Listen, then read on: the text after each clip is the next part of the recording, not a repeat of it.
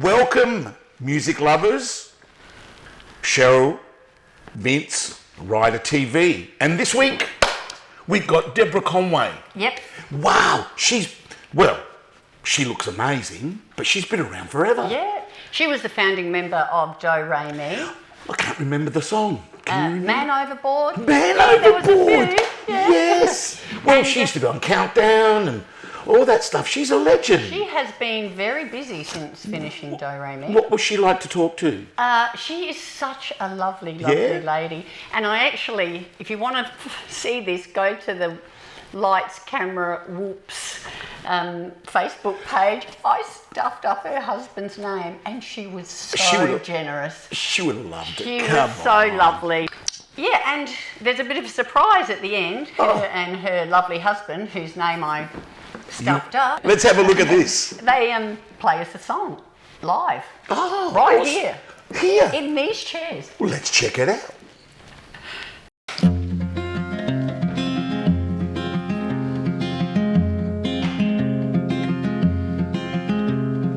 Truth is a slippery thing. These words don't mean anything to you. They're like nothing at all. You're with Cheryl Lee, that radio chicken. I'd like to welcome you to this week's episode of Ryder TV. And I'm so pleased to introduce you to Deborah Conway, who's joining us at Crabtree Studios today, coming to Adelaide for 3 shows. We're so pleased to have you in our town. Thank you so Lovely much. to be here. Yeah, and we've got a brand new album that came out a month or so ago, and your beautiful daughters appeared with you on that album, because Yes. I'm going to ask you about your family DNA. When did you pick up a guitar and decide that guitar, music was your thing? Oh, I think I decided music was my thing way before I picked up a guitar. The guitar was like an add-on sort of further down the track. I was 18 when I first got a Yes, guitar. that's right. It's late. It's actually It is. very late, and consequently I have always been a very, moderately, less than moderately talented guitar player. I mean, I can keep the beat, and I can write a song, and Willie does all the fantastic fancy stuff, and I just I Sing along. I am is the base upon which he elaborates those beautiful musical fantasies on top. But yeah, musically, I always knew that I wanted to sing and perform. I loved performing. I loved to entertain people, and that's kind of been something I think I've done from like the age of 4 or something like that. So yeah. So you were born with it. As much as one can be born with something like that, yes, I felt very strongly that that pull of, but like lots of kids do that too. Yes. I mean, that's a kind of a standard kid thing. You want to, get up in the room and just sing for Be everybody, seen. or dance. Not that I was ever much of a dancer. Not that it stopped me, but yeah, I think that's kind of a natural thing. And then, I joined a band at 20. Earlier, really, but my first kind of formal band at 20, and I just knew it was fantastic. That was your I thing. wanted it to. That's what I wanted to do. I wanted Because that for you're me. not necessarily from a musical family. Dad was a lawyer, and in fact, he wasn't too happy about you joining a band initially, was he? Well, that's true, but he was in fact very musical. Oh. He didn't pursue, and he studied it. He grew up in the UK and in Leeds actually, and he was accepted into RADA, which is the Royal Academy of Dramatic Arts, famously, and he was accepted, and then they came out after World War II, and to make his parents happy, he became a lawyer. Right. And I think his attempts, if I really think about it, I think his attempts to dissuade me from a musical career were were he was concerned. He didn't want you to be a starving artist. He was concerned. Well, he wasn't a starving artist. He was a successful barrister, solicitor, and but you know, we were a nice middle class Jewish family, and that was absolutely unheard of that, you know, his daughter would you know, join a rock and roll band. You know, what about the sex and the drugs? I said, yeah, well, that's right. The bonuses, but you know. Look, he was fine. He was very emotional when I turned around and gave him my first gold record. He wept. But yes, he did initially send me to a psychiatrist. Right. to make sure that everything was okay. And we decided it was my father who had the problem. Yeah, his problem, not yours. But yeah, anyway, Wow. it was fine. He was fine with my choices in the end, I think. Good. Well, clearly you've got some musical talent and artistry Thanks, in your Cheryl. DNA. A little bit. My mother was the only person in her, she tells me, I don't know if about proudly, but she tells me that she was the only person in the school choir that was told to mime. Very unfair. They would never do that now. No.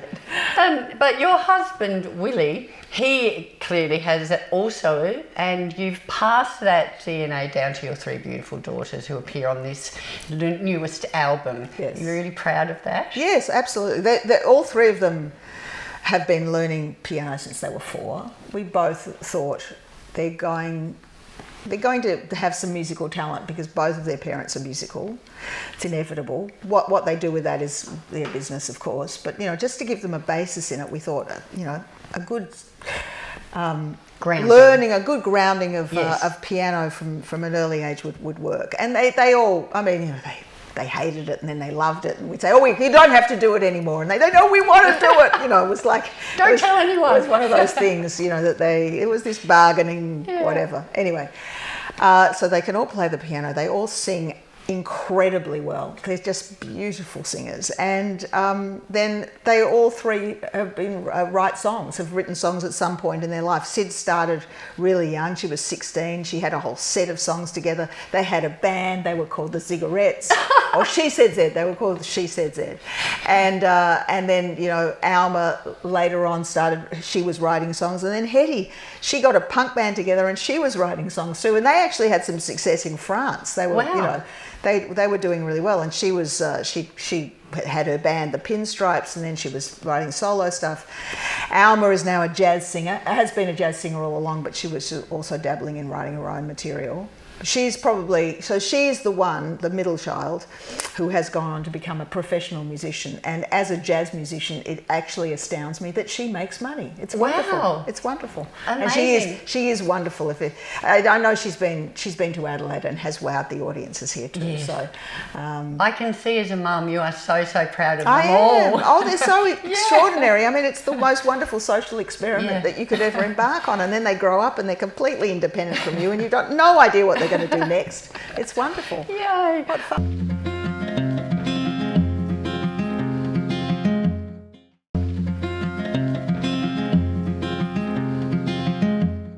Oh, look, we've got an absolute, you know, how we're going to fit all these years of success and albums and into a quick half an hour. But I thought we might just touch on a couple of things, because you've got the memoir. So if everyone wants to know the nitty gritty, they should get hold of that. Absolutely. And that is called Book of Life. Book of Life. Yes.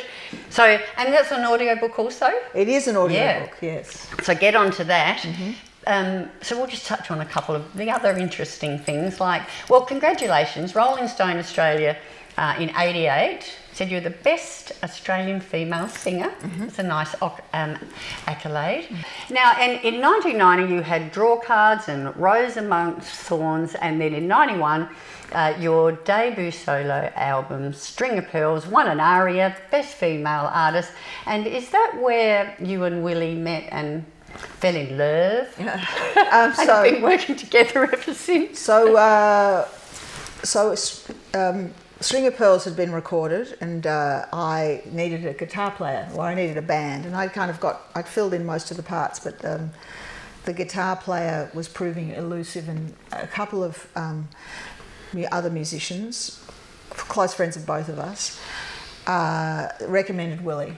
And so I gave him a call and I offered him this tour. It was a very substantial tour, probably 9 months worth of dates. It's only the beginning was already out there. It was climbing the charts, and DoReMi was a known entity. So he knew who I was, but he said to me, "Oh, look, sorry, I'd love to, but I've got a gig."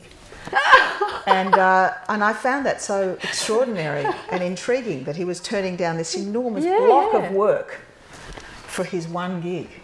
So I said, okay, no problem, and I hung up.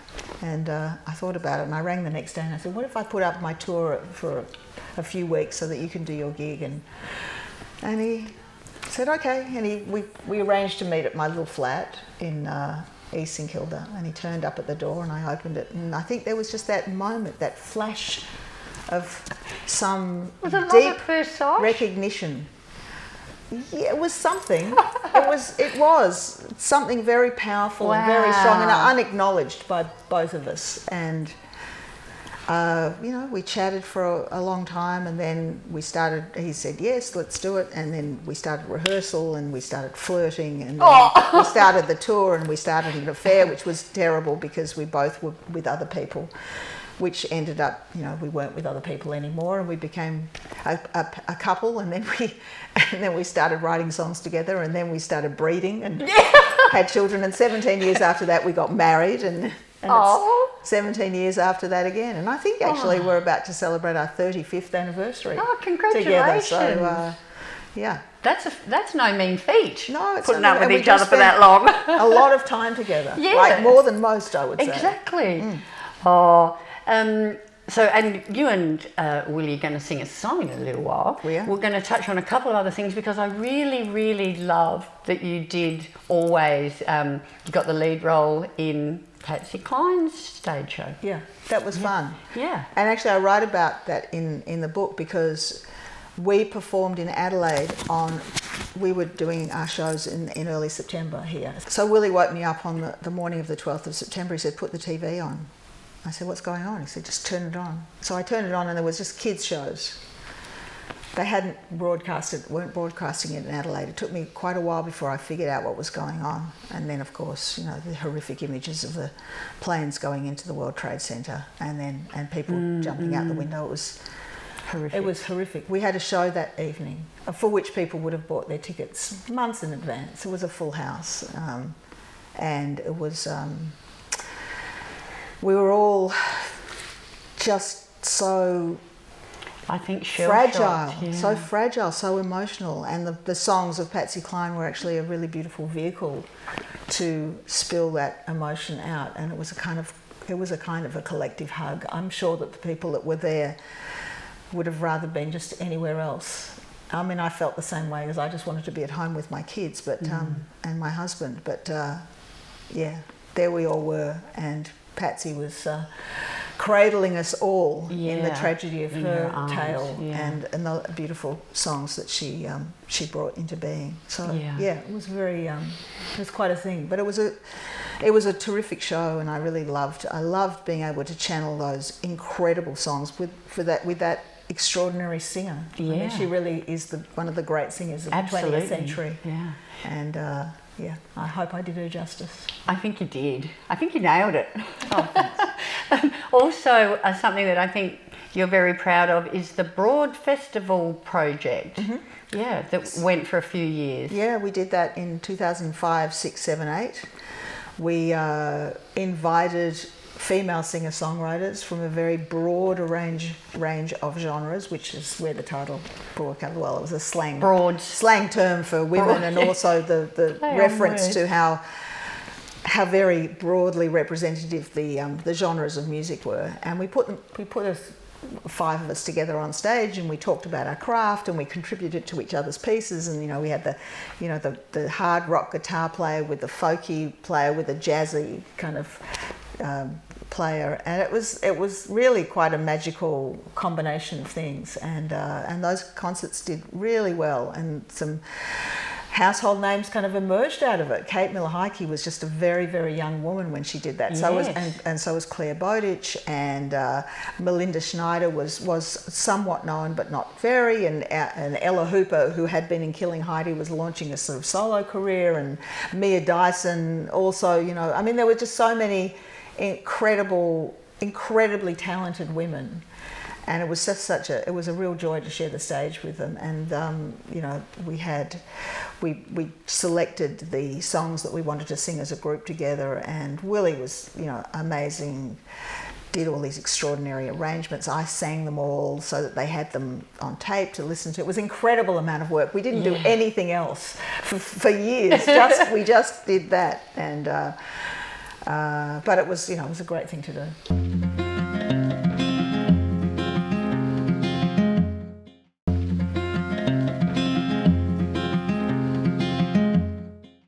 So I wanted to also congratulate you, Member of the Order of Australia in 2020. Thank you.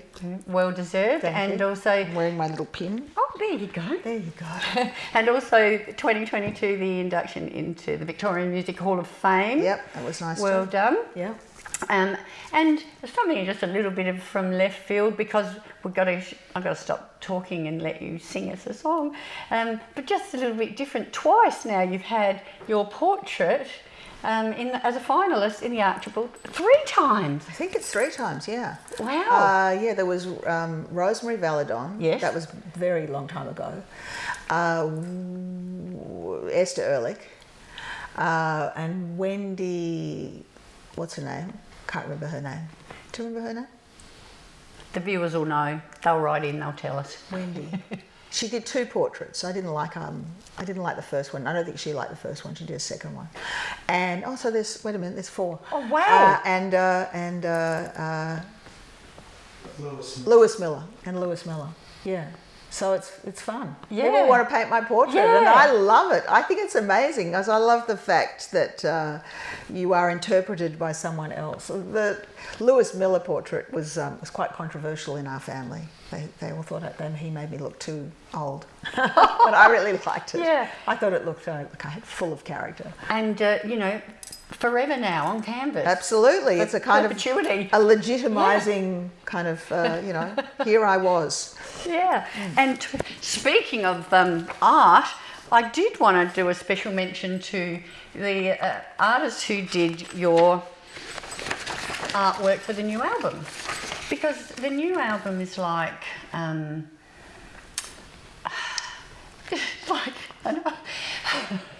how do I put it delicately? Well, you know, about AI and its intrusion into music and that sort of thing. And so, is it ironic that it's an AI produced? We did it. You did it? Yeah. No, we talked about it. We talked about it, and it was Willy's idea. Yeah. And so he put. I love it. He put the images into AI, and it got him immediately. And we just rolled around the floor laughing. It was so hilarious. It was just perfect. But it couldn't get me.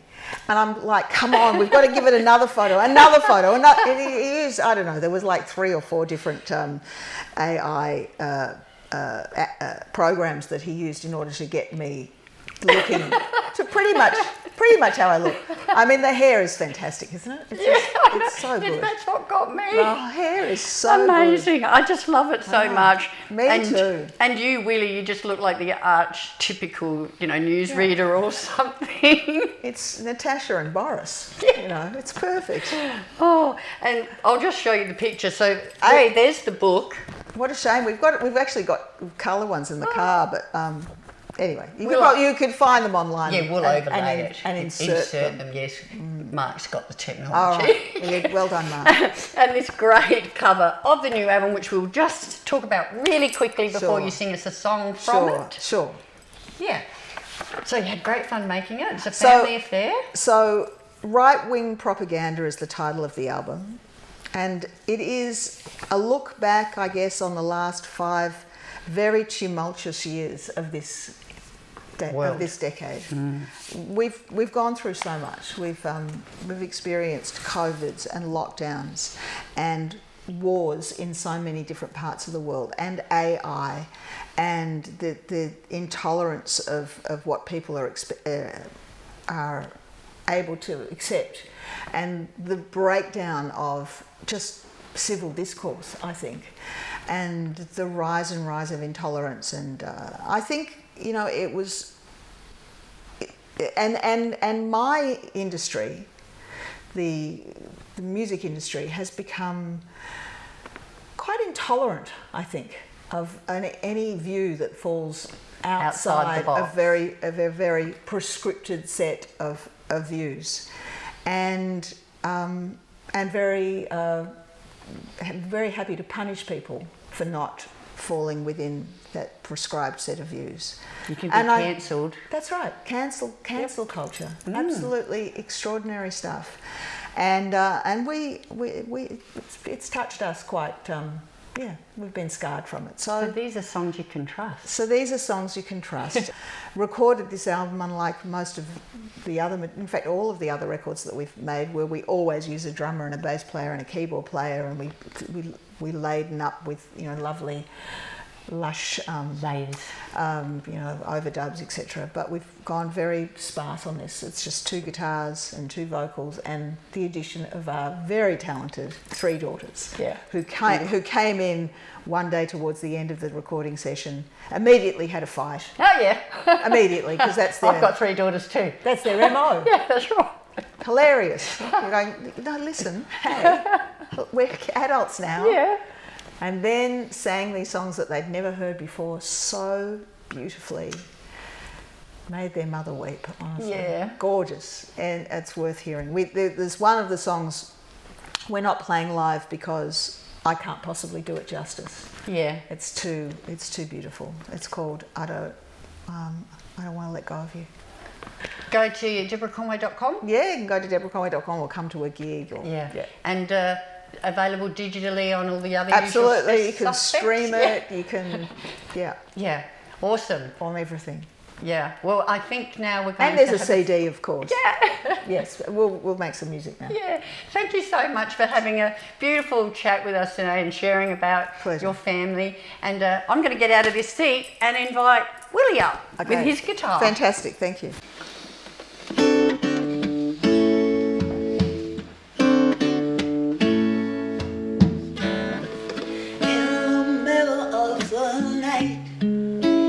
Early morning light, we're at a crowded party.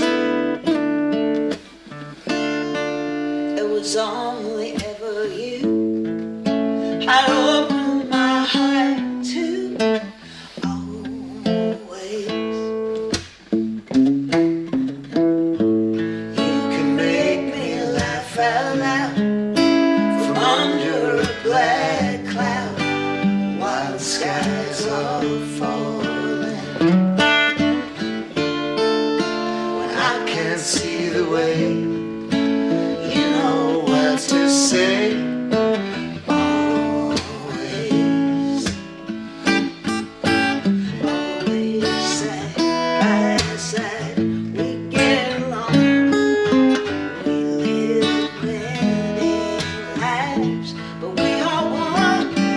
And everything we tend grows straight and strong and sweet like honey on my tongue.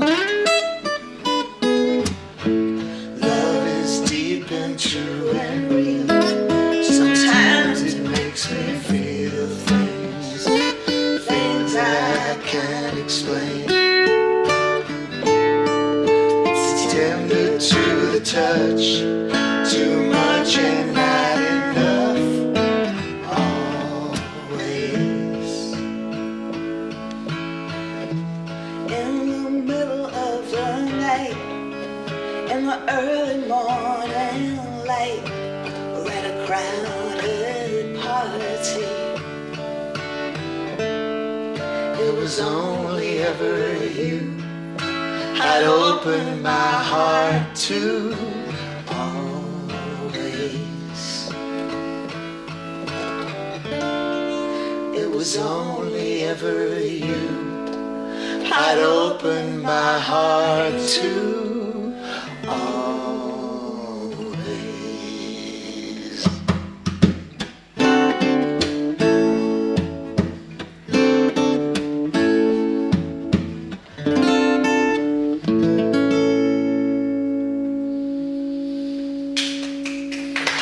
Oh, that was beautiful. Really nice. Thank you. Thank you. So much. Thank you. Thank you so much for joining us for Rider TV this week. It's been awesome. Hope you enjoyed the chat and the music from Deborah Conway and hubby Willy Zygier. Yeah. I got it right. You got it right. Yeah. See you same bat time. Same bat channel with Cheryl Lee and Vince Contarino. Ciao. Next week.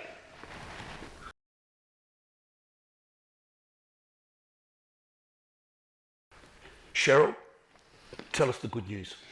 If you love your music as much as we do, and everybody involved in this show does it for the love of it, none of us get paid, and you'd like to be involved, please just email this address here and come along and have a chat to us about sponsoring maybe one show or even a whole series of shows. We'd love to have you on board.